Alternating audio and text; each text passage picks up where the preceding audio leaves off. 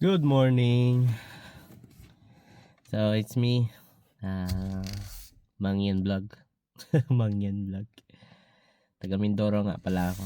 Ako si Jasper. So it's my first time to vlog at first gusto kong batiin yung manonood na aking unang tagapanood, ang aking asawa na si Crystal Jane Iburan Munyas Kibolor.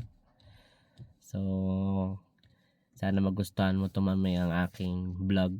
Malinaw na yung aking camera, no? So gamit natin ay Samsung 26 Ultra G. Ewan ko, basta ganun, Samsung. So ako nga pala si Jasper, taga Mindoro, then now nagtatrabaho na sa New Zealand, na dating nasa Japan. So for today's vlog, ang una-una kong vlog, hindi, may mga vlog na ako nung una, nung pagkuha namin sasakyan at kung ano. Pero ngayon, itutur ko kayo ng saglit dahil bibili ako ng asukal sa isang Pinoy store dito sa amin lugar. Kasi mamaya papasok na ako sa hapon. Night shift kasi ang trabaho ko dito bilang welder fabricator sa New Zealand. So samahan niyo ako. Tara!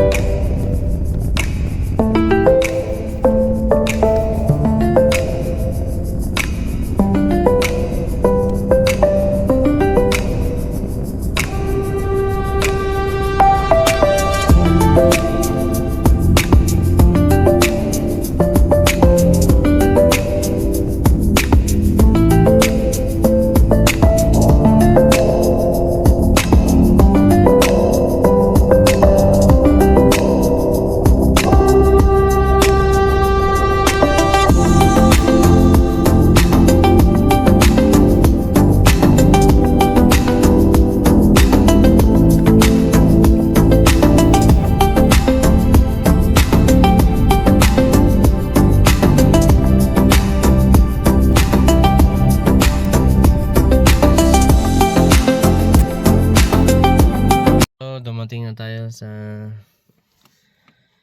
medyo maliwanag, ano. Dumating na tayo sa Kabayan's Cart Store. So ito yun, isa yung Pinoy store dito sa New Zealand. So dito tayo bumibili ng mga product natin para hindi natin na-miss yung mga produkto ng Pilipinas. Kabayan Cart.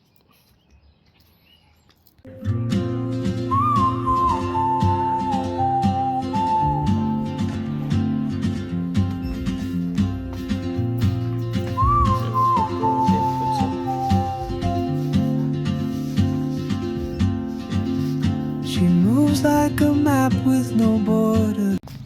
So ito na yung pamili natin sa Kabayan Cart. Ito tayong napamili na mga pangkain-kain. Ayun, so nakapamili tayo ng kaunti, ano, naka $29 agad tayo. Gatas, Hansel, asukal, Ligo at Argentina. Yun lang, $29 na. Dang! Uwi na tayo ngayon para makapagluto, no, sa bahay. $29 times 36, aray ko. Pero ganun talaga, mahal ang mga bilihin, no choice. Uwi muna tayo. Dito sa New Zealand lahat mahal, pero okay lang as long as sumusweldo tayo ng medyo malaki-laki para may padala tayo sa ating pamilya. So ganito lang yung aming buhay dito, yung aking buhay. 2 months pa lang ako dumating, then still adapting, pero okay naman na sa trabaho. Night shift.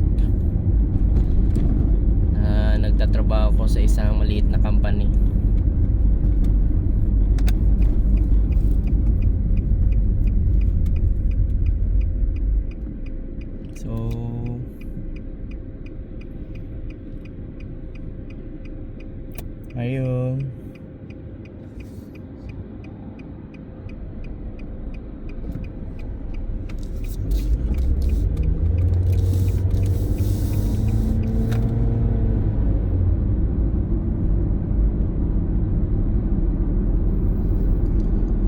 Ay.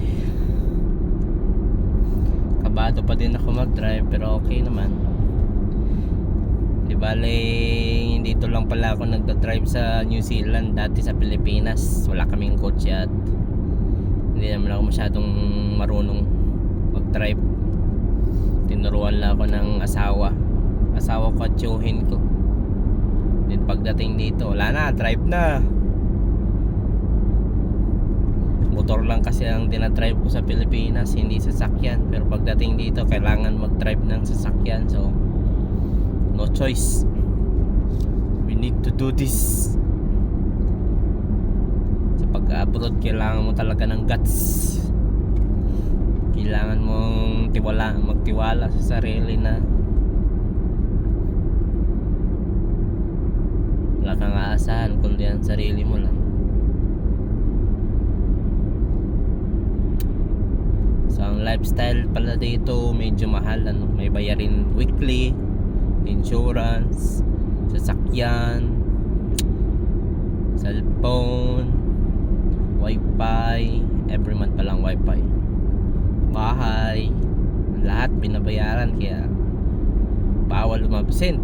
Pero ang trabaho, work-life balance, kaya okay lang.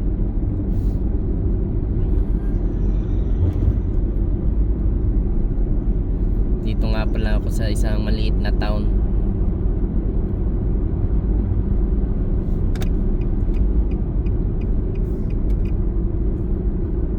So, pauwi na tayo ngayon para makapagluto at makakain ng tanghalian.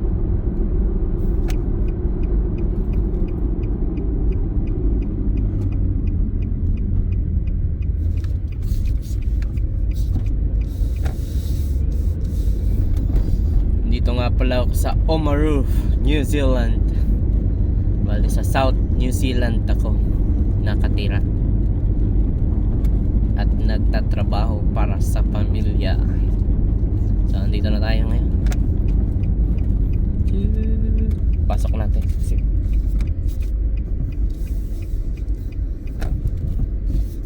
Panggabi pa ako, mamaya pampasok ko. So yun lang. See you on my next vlog. Please subscribe and click the like button. See you sa susunod. Magbibigay pa tayo ng mga information o tips paano makapunta ng New Zealand.